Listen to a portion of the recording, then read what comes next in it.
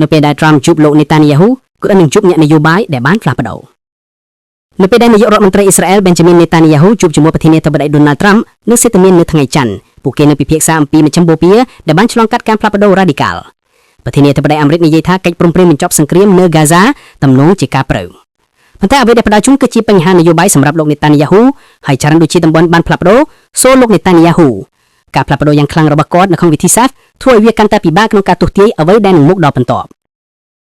អស់រយៈពេល2ឆ្នាំយន្តហោះចម្បាំងនិងកងកម្លាំងពិសេសរបស់អ៊ីស្រាអែលបានបំពេញបេសកកម្មដ៏ក្លាហានវាប្រហារគោលដៅដែលធ្លាប់គិតថាមិនអាចប៉ះពាល់បានជាមួយនឹងរាជធានីក្នុងរំបងចាប់ពីទីក្រុងដូហាដល់ទីក្រុងតេហេរ៉ាន់និងក្រុងដាម៉ាស់ទទួលរងនូវស្លាកស្នាមរបស់ការសន្យារបស់លោក Netanyahu ក្នុងការកែប្រែមជ្ឈមបូព៌ាឡើងវិញបន្ទាប់ពីការវាយប្រហារកាលពីថ្ងៃទី7 ខែតុលាឆ្នាំ2023លើអ៊ីស្រាអែលនៅឯមហាសន្និបាតអង្គការសហប្រជាជាតិកាលពីសប្តាហ៍មុនលោក Netanyahu បានសម្ដែងនូវមុខទ្វីបចំពោះប្រតិបត្តិការយោធារបស់អ៊ីស្រាអែលយើងបានវាយប្រហារពួកហូទីយើងបានកំទេចម៉ាស៊ីនភេរវៈមួយភាគច្រើនរបស់ Hamas យើងបានកំភា Hezbollah ដកមេដឹកនាំភាគច្រើននឹងឃ្លាំងអាវុធរបស់វាយើងបានបំផ្លាញគ្រឿងសព្វយន្តរបស់លោក Assad នៅក្នុងប្រទេសស៊ីរីយើងបានរាក់ទាក់កងកម្លាំងស៊ីអ៊ីតរបស់អ៊ីរ៉ង់នៅក្នុងប្រទេសអ៊ីរ៉ាក់ហើយជាងគេទាំងអស់យើងបានបំផ្លិចបំផ្លាញកម្មវិធីអាវុធបរមាណូរបស់អ៊ីរ៉ង់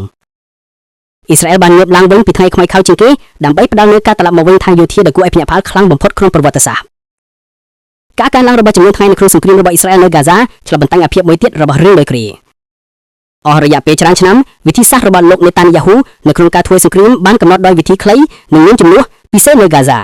ឧទាហរណ៍ប្រតិបត្តិការសសរពីណាពីមុខនៅក្នុងឆ្នាំ2012មានរយៈពេលត្រឹមតែ8ថ្ងៃសង្គ្រាមនៅ Gaza បច្ចុប្បន្ននេះនឹងប្រារព្ធរយៈពេល2ឆ្នាំនៅខែក្រោយរយៈពេលវែងជាងគេក្នុងប្រវត្តិសាស្ត្ររបស់អ៊ីស្រាអែលនៅពេលដែលឡើងកាន់តំណែងនៅក្នុងឆ្នាំ2009លោក Netanyahu បានប្រកាសថាគោលបំណងរបស់គាត់គឺការលុបបំបាត់ក្រុម Hamas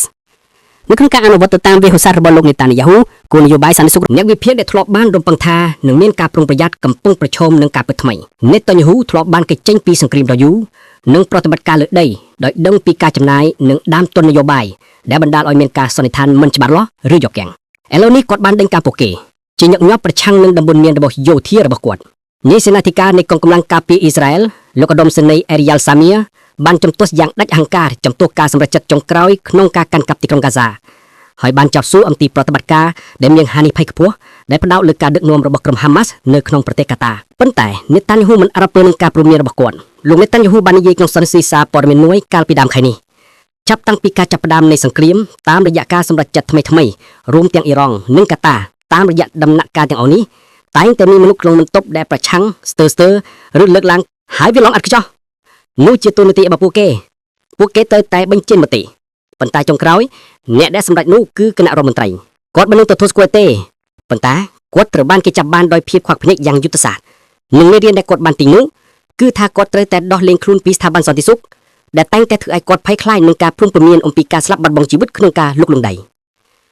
រឿងនេះទាក់ទងនឹងអ្នកឧស្សាហ៍សាធារណៈរបស់អ៊ីស្រាអែលដែលរយៈពេលជាច្រើនឆ្នាំបានទប់ទល់នឹងការបំផ្លាញដ៏ធ្ងន់នៃសង្គ្រាម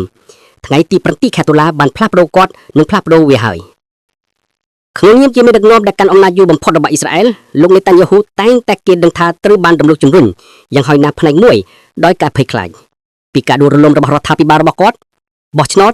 សំណុកសួរដែលប្រឆាំងហើយនឹងឥឡូវនេះខ្លាចការកាត់ក្តីពុករលួយរបស់គាត់ការភ័យខ្លាចនោះបានរីករាលពីការធ្វើផ្លាស់ប្ដូរដ៏ធំធេងជំនួសមកនេះគាត់បានអនុញ្ញាតឲ្យសេដ្ឋកិច្ចរបស់អ៊ីស្រាអែលរុញរាយនិងទទួលទ្រេឌីតសម្រាប់បញ្ជីប្រទេសដែលកំពុងកើនឡើងចង់បានផ្នែកឧស្សាហកម្មបច្ចេកវិទ្យានិងអាវុធ Netanyahu តែងតែមានហើយនៅតែមានហានិភ័យយ៉ាងខ្លាំងគាត់ខ្លាចការផ្លាស់ប្ដូរនិងប្រកាន់ជួបនឹងស្ថានភាពដែលនៅស្ថិតសេគាត់បាននិយាយថា